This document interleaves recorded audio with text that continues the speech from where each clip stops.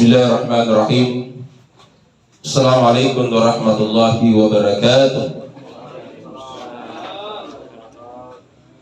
Yang sama kita muliakan terkhusus ahli bait almarhum, sama kita muliakan imam masjid al-muhajirin, para alim ulama, tokoh agama, tokoh masyarakat, terkhusus kepada tokoh ibu-ibu yang sempat hadir pada kesempatan ini. Hadirin wal hadirat yang sama dimuliakan oleh Allah.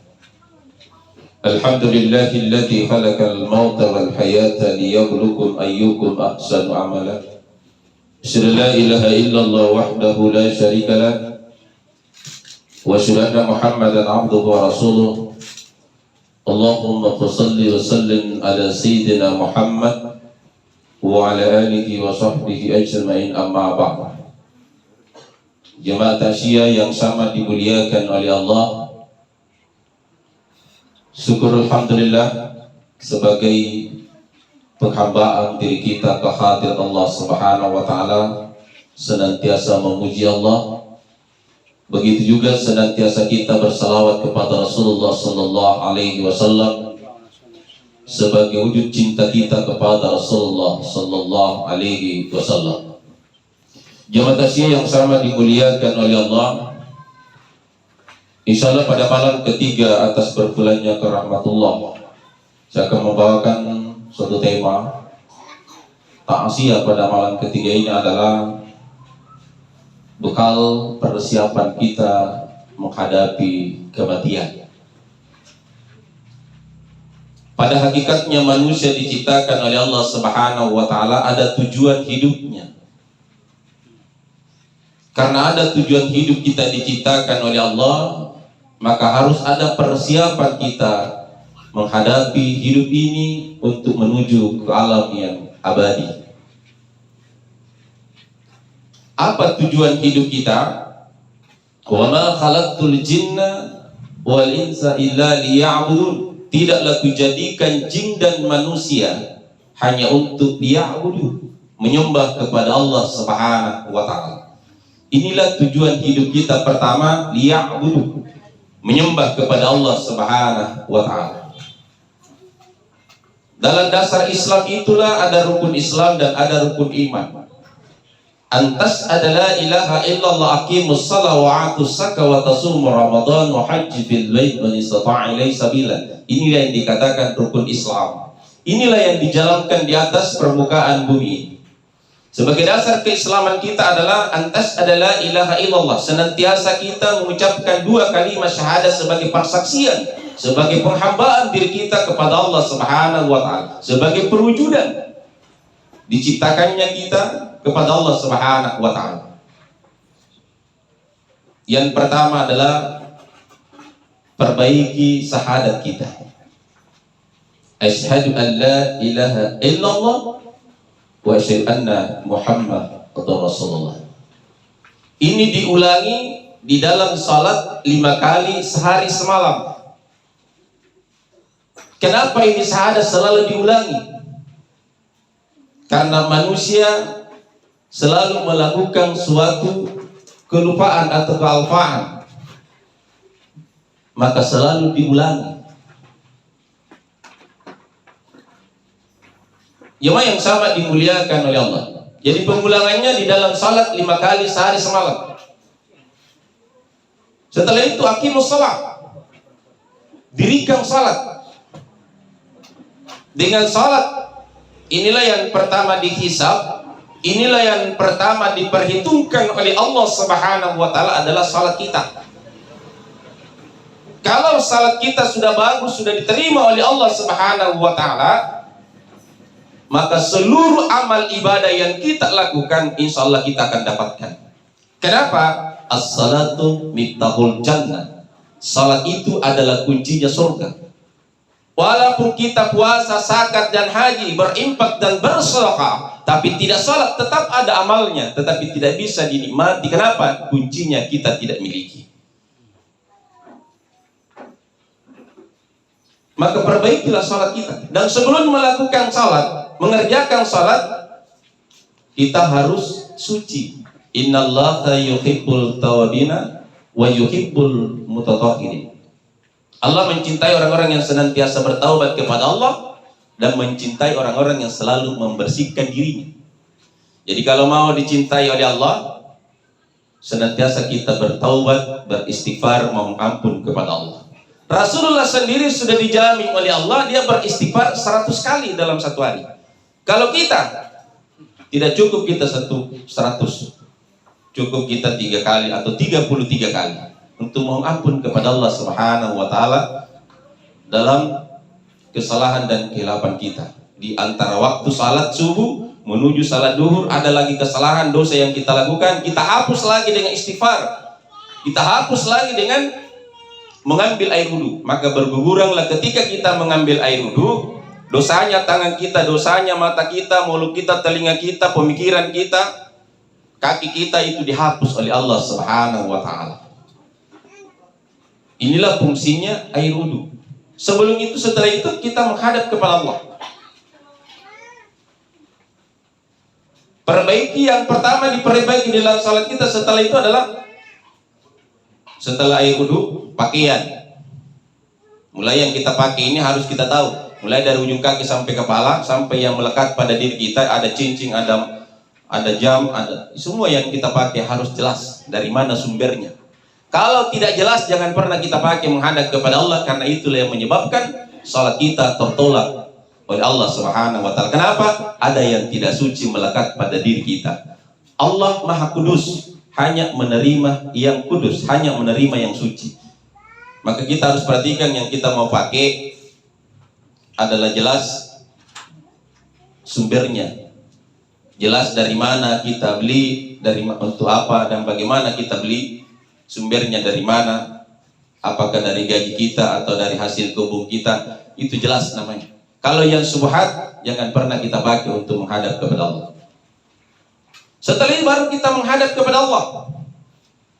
Sebelum kita menghadap kepada Allah, kita harus berlindung kepada Allah dari godaan setan yang terkutuk.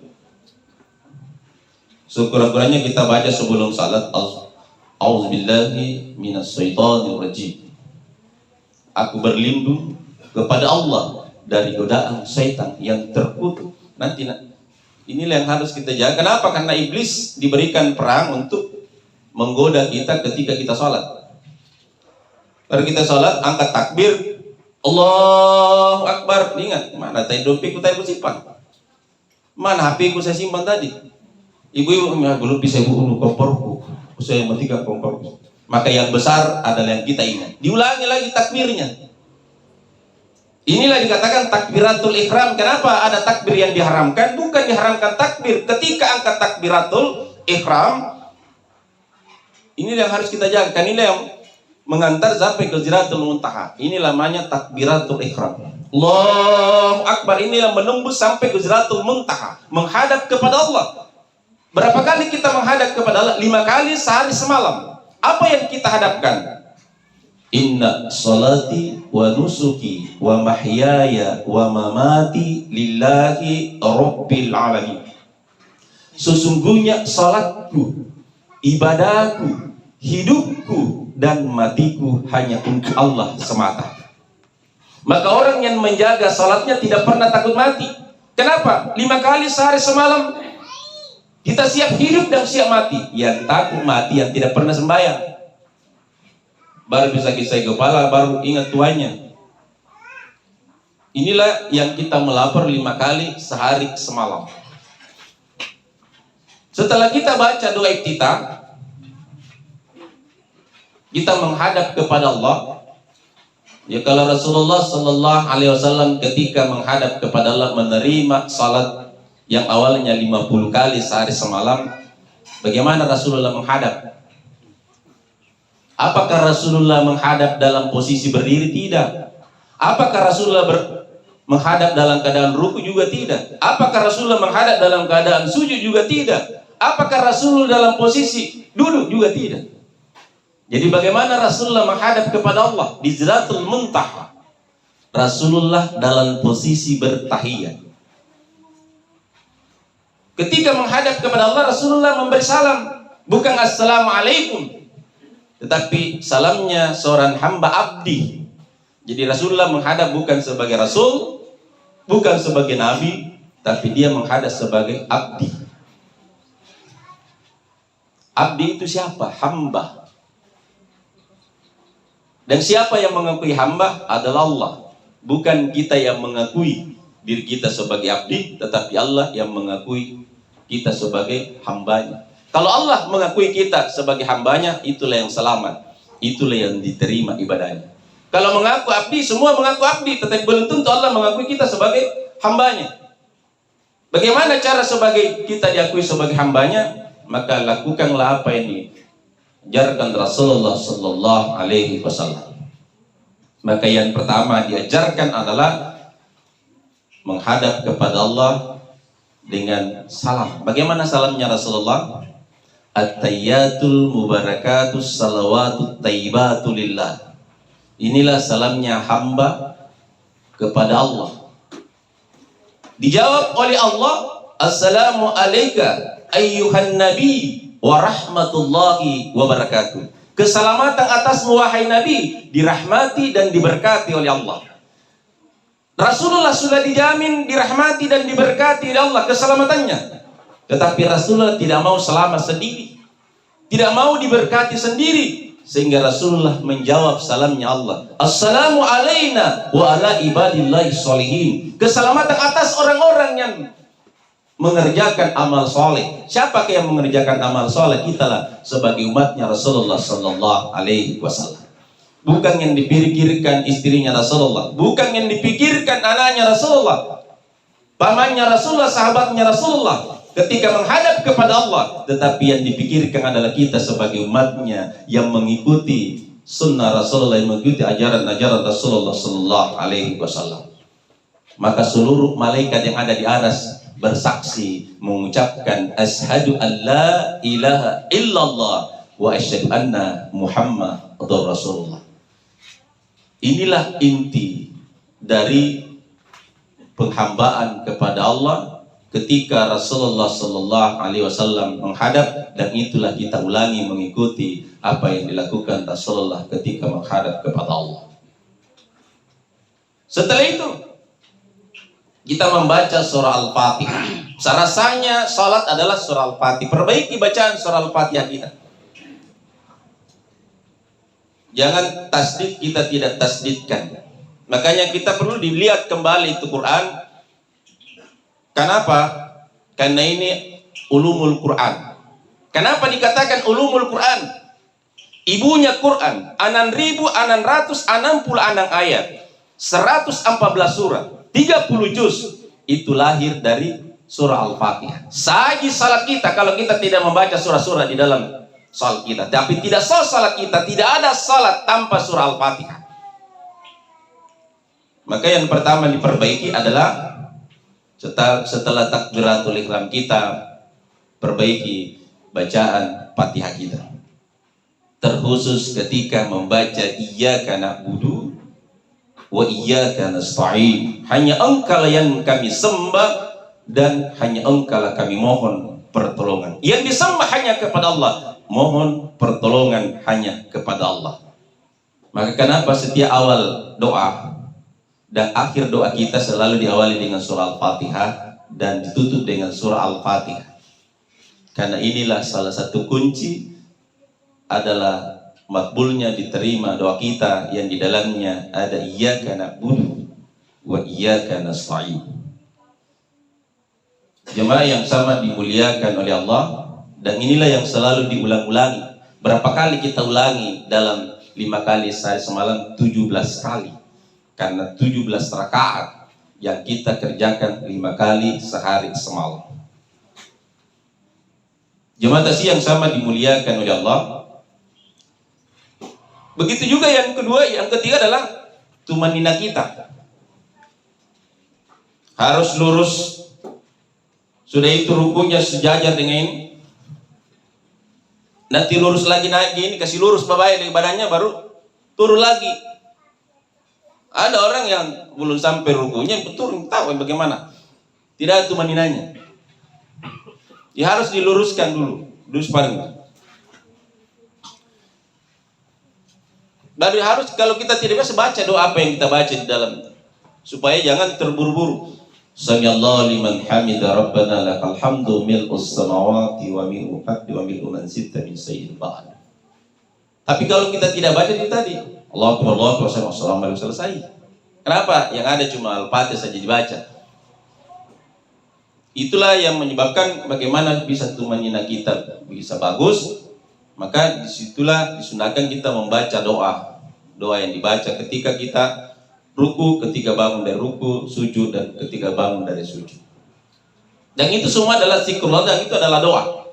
Terkhusus ketika bangun dari sujud, kita baca Rabbi ghfirli warhamni wajiburni warfa'ni warzuqni wahdini wa'afini wa'fu'anni. Ada 8 permohonan doa kepada Allah Subhanahu wa taala, ditutup dengan pengampunan. Kita mau pengampunan kepada Allah Subhanahu wa taala. Kita minta rezeki kepada Allah Subhanahu wa taala. Jemaah yang sama dimuliakan oleh Allah, inilah yang harus kita tanamkan pada diri kita. Inilah kunci meraih surga kenikmatannya Allah adalah salat kita. Jadi takbiratul ihram, Fatihah kita, dan yang ketiga ketika transaksi antar hamba dengan Allah ketika bertahiyat. Asyhadu an la ilaha illallah wa asyhadu anna Muhammadar Rasulullah. Termasuk usul ibadah salat kita ketika takbiratul ihramnya kita jaga, dan ketika membaca surah Al-Fatihah kita perbaiki, terkhusus ketika membaca iyyaka na'budu wa iyyaka nasta'in, dan ketiga asyhadu an la ilaha illallah wa asyhadu anna Muhammadar Rasulullah. Jemaah yang sama dimuliakan oleh Allah. Setelah itu, waktu zakat. Ini persiapan adalah zakat 1 kali dalam 1 tahun. Zakat fitrah, kalau zakat mal adalah zakat harta kita. Ya kalau yang mendapatkan itu setiap panen. Ya bukan nanti setiap tahun dibayar. Kalau panen bayar lagi zakatnya situ. Dibersihkan dengan zakatnya situ. Namanya zakat akal buah-buahan, zakatnya harus dikeluarkan setelah panen dibuahkan. Kalau 2 kali panennya, 2 kali kita kasih keluar di situ. Itulah namanya membersihkan. Tapi kalau zakat fitrah 1 kali dalam 1 tahun.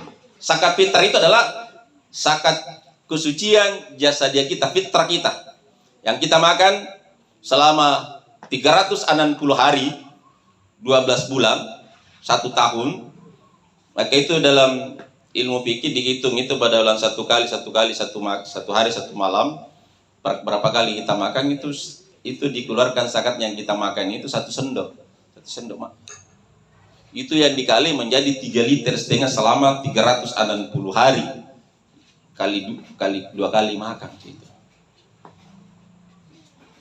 Itulah pembersih makanan yang kita makan yang masuk dalam diri kita, itulah dibersihkan dengan zakat fitrah.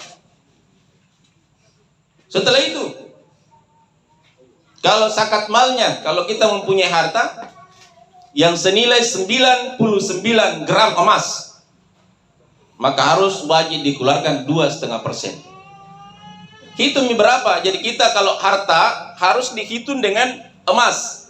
Berapa harganya emas kali 99 gram. Ada juga mengatakan 98 gram. Berapa harta kita?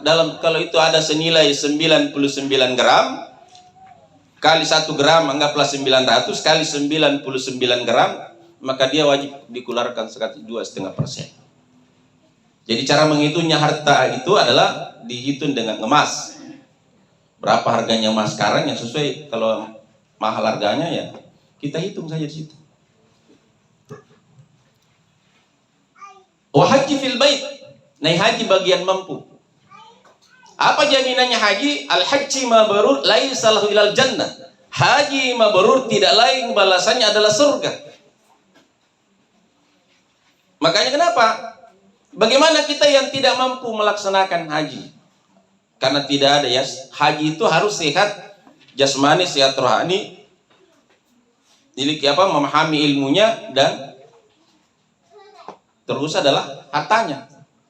Ada punya harta tidak sehat tidak wajib. Jadi dia punya harta tapi tidak sehat, tidak wajib dia melaksanakan apa? Dia tidak sehat. Begitu juga dia harus berilmu. Yang keempat adalah keamanan. Jadi tidak wajib kalau kita dalam keadaan kita mau pergi ke tanah suci, perjalanan yang tidak aman, tidak wajib kita pergi. Atau mungkin yang kita tempati menuju ada terjadi perang, maka di situ tidak diwajibkan walaupun kita punya harta, walaupun kita sehat, tapi ada yang menyebabkan terhalangnya kita berangkat. Seperti yang sudah ada dua kali sudah mau berangkat, tapi karena wabah corona, maka itu ditunda ke pemberangkatannya. Dia bilang, kenapa tidak berangkat? Itu tadi sama seperti itu. Terjadi penyakit wabah, terjadi perang, maka itu tidak diwajibkan berangkat pada waktu, walaupun itu sudah waktunya. Jemaah yang sama dimuliakan oleh Allah, inilah yang harus kita persiapkan, terkhusus adalah salat. Apalagi yang bisa menyelamatkan kita adalah sedekah. Ada sahabat Nabi Musa alaihissalam, lama sekali dia miskin. Maka istrinya mengatakan, bagaimana kalau kita adukan kepada Nabi Musa, karena Nabi Musa kan berdialog langsung dengan Allah, mengadukan tentang kemiskinan kita. Maka dia menghadap kepada Nabi Musa untuk diberikan rezeki oleh Allah. Maka diadukanlah permohonan sahabat Rasulullah kepada Allah. Apa kata Allah? Saya penuhi permintaannya, tapi saya berikan kekayaan cuma 1 tahun. Setelah 1 tahun saya ambil lagi itu harta, dia jadi miskin lagi. Sahabatnya Nabi Musa mengatakan, biarlah, yang penting saya merasakan namanya yang kaya. Setelah itu dia nikmati, diberikanlah kekayaan yang tidak dari mana datanya, yang tidak disangka-sangka. Akhirnya sahabat Nabi Musa ini menjadi orang yang kaya raya. Pada detik-detik terakhirnya sudah sampai 1 tahun, hartanya masih banyak. Dia mengatakan, kita sudah mendekati kontrak yang diberikan Allah kepada kita, maka seluruh harta yang kita miliki kita sedekahkan kepada fakir miskin, kita sedekahkan kepada penghafal Quran, santri yang menghafal Quran atau yang mengaji, kita sedekahkan kepada pondok-pondok pesantren. Dia mau habiskan hartanya karena dia mengatakan, kita sudah habis, kita akan jatuh miskin lagi, walaupun dia merasa bahwa hartanya masih banyak. Tapi Allah mengatakan bahwa setelah akhir 1 tahun dia akan miskin kembali. Sehingga dia bahwa harta yang dia dapatkan itu ada yang buat sebagai rumah tempat singgah, dan gratis diberikan orang yang singgah di rumah itu, diberikan makanan gratis, tinggal gratis. Setelah lewat dari 1 tahun belum habis hartanya. Nabi Musa bertanya kepada Allah, ya Allah, kira yang kamu berikan kepada sahabat ini cuma 1 tahun, kenapa sudah 1,5 tahun masih bukannya tambah miskin malah tambah kaya, 2 kali lipat lagi kekayaan diberikan. Apa kata Allah kepada Nabi Musa? Saya tutup kerannya, tapi dia buka keran lain. Maksudnya dia tutup rezekinya 1, tapi dia buka. Bagaimana dia membuka? Dengan bersedekah. Bersedekah kepada fakir miskin, kepada pesantren. Sehingga itulah namanya keran dibuka, sehingga Allah malu untuk menarik kembali dari rezeki yang diberikan kepadanya. Jadi rezeki dalam artian bahwa Allah mengatakan di dalam Al-Quran, la in zakartum la azidannakum wa la in kafartum inna azabi lasadid. Kalau kamu bersyukur atas nikmat yang aku berikan kepadamu, saya tambah nikmat itu. Tapi kapan kamu kikir kufur, maka tunggulah siksaanku amatlah pedih. Banyak contoh yang bisa kita melihat seperti yang terjadi kepada Qarun. Bagaimana Qarun harta bendanya sangat besar, sangat luas, bahkan dia menguasai pada zamannya, tetapi ditenggelamkan oleh Allah sehingga dia tidak memiliki lagi harta. Sekejap habis hartanya Nabi Qarun. Kenapa? Karena sombong kepada Allah Subhanahu wa taala. Jemaah yang sama dimuliakan oleh Allah, inilah salah satu persiapan yang kita harus selalu persiapkan adalah perbaiki salat kita, selalu mensucikan diri kita. Yang ketiga, selalu beristighfar, mohon ampun kepada Allah Subhanahu wa taala, banyak bersalawat kepada Rasulullah, tujuannya untuk mendapatkan syafaatnya Rasulullah, dan banyak membaca surah Al-Ikhlas adalah 4 membangunkan istana kita di surga, dan banyak lagi yang kita harus lakukan untuk persiapan. Karena ketika nanti kita mati, ada 3 yang mengikuti kita. Yang pertama adalah ahlu, adalah keluarga kita. Yang kedua adalah malu, amal kita. Dan yang ketiga adalah rezeki. 1 yang tinggal, 2 yang pulang. Yang tinggal adalah amal kita, yang pulang adalah keluarga kita dan harta kita. Mobil yang ngantar kita ke kuburan, dia akan kembali. Yang tinggal sama kita adalah kain kapan. Harta yang ikut sama kita cuma kain kapan. Walaupun banyak jas kita, banyak pakaian mahal kita, tetapi yang ikut menemani kita adalah kain kapan. Makanya itu saya selalu tanya bahwa adakah kain kapan yang kita sudah siapkan? Jangan nanti ketika kita mau ada baru cari. Kain kapan itu selalu disiapkan. Untuk apa kita siapkan? Jangan sampai kita wafat baru cari kain kapan. Ini salah satu yang sudah pernah melaksanakan haji, yang pernah melaksanakan umrah, itu yang pakai ngiranya kita simpan, Pak, itu dijadikan sebagai kain kapan kita. Yang saya pakai umrah, saya bilang simpan ini untuk apa? Untuk nanti ketika saya nanti wafat, itu juga kau ambilkan saya untuk bungkuskan saya untuk menghadap kepada Allah. Itulah harta ya. Walaupun banyak harta kita, tapi yang harta yang ikut sama kita adalah kain kapan. Jadi yang pernah melaksanakan haji dan umrah, disimpan itu kain ihram, simpan baik-baik dan jadikan amanah kepadanya. Kalau ini sudah siap kamu untuk sama Pak Kiai, itu dia istrinya dangannya dia siapkan. Dia memang itu yang dia siapkan adalah kain kapan. Kain kapannya adalah pakaian ihramnya.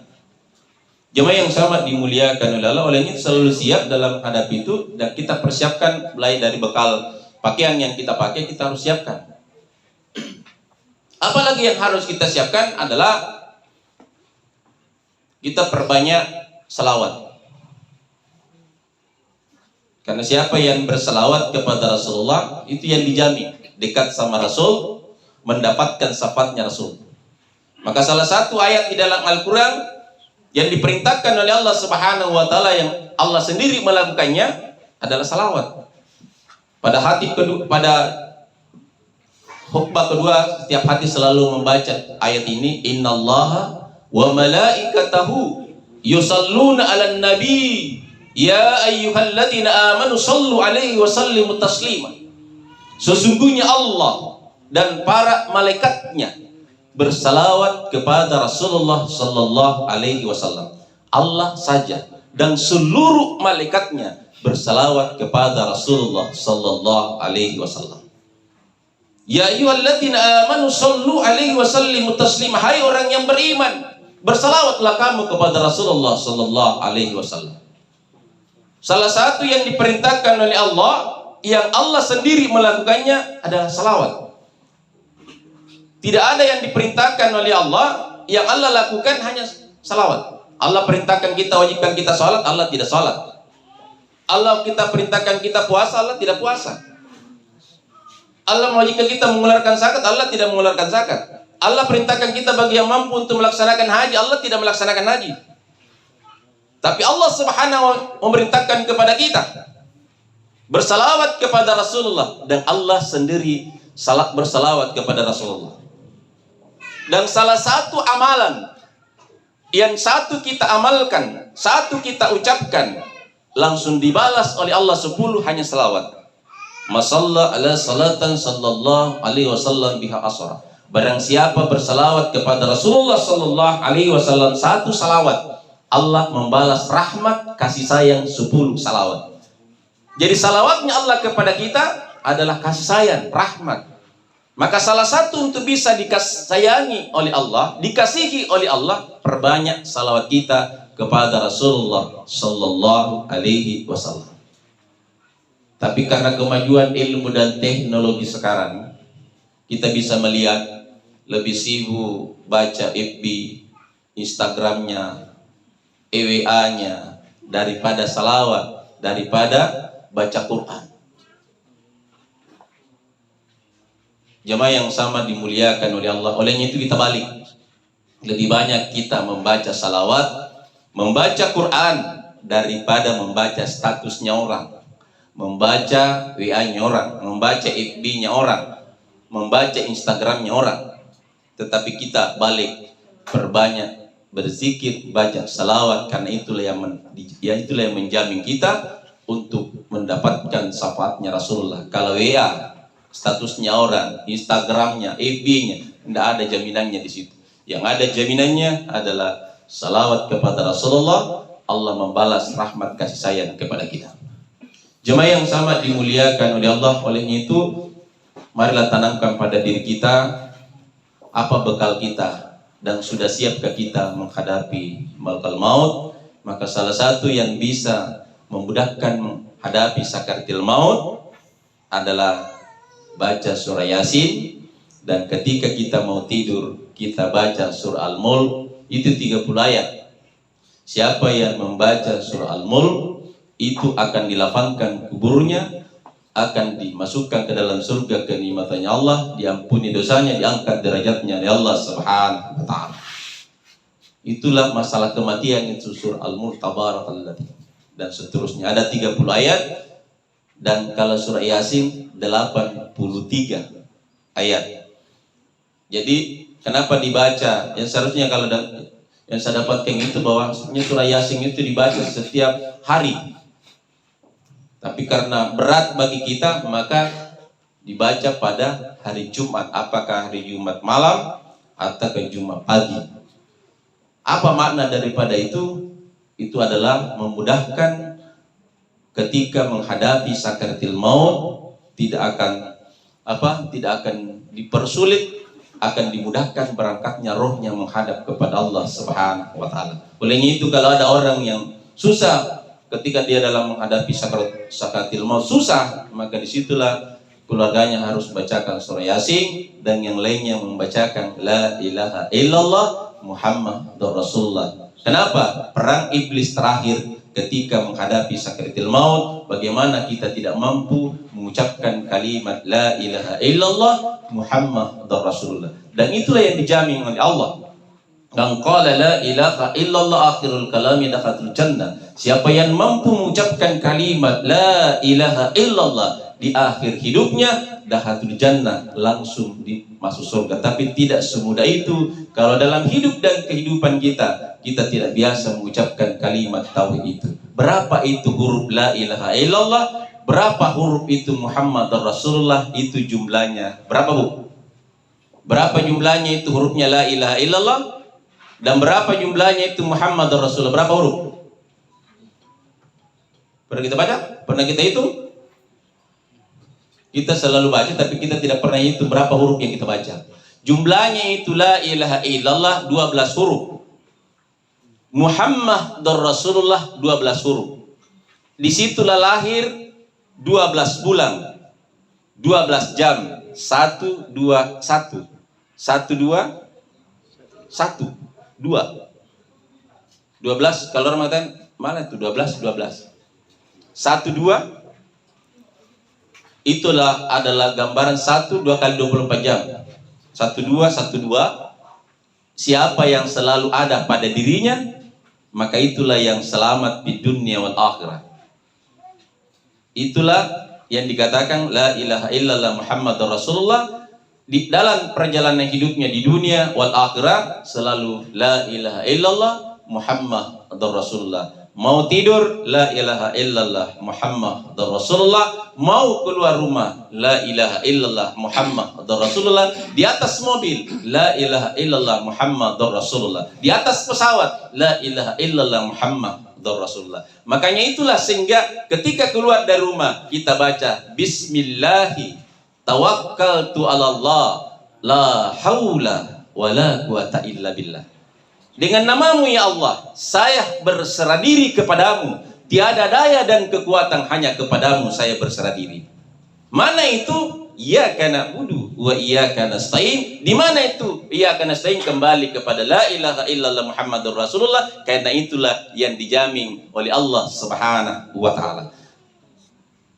Oleh itu, tanamkanlah pada diri kita, mohon kepada Allah, jangan cabut rohku ya Allah sebelum saya beristighfar mohon ampun kepadamu, dan di penghujung ucapan akhir hidup saya adalah mampu mengucapkan la ilaha illallah Muhammadur Rasulullah. Itulah dikatakan husnul khatimah, mati dalam kebaikan, ujung penghidupannya mengucapkan dengan ketauhidan, bersalawat, atau mungkin kita dalam keadaan bersalawat atau membaca Quran atau dalam keadaan melaksanakan ibadah salat. Itulah yang kita inginkan, mati dalam beribadah kepada Allah.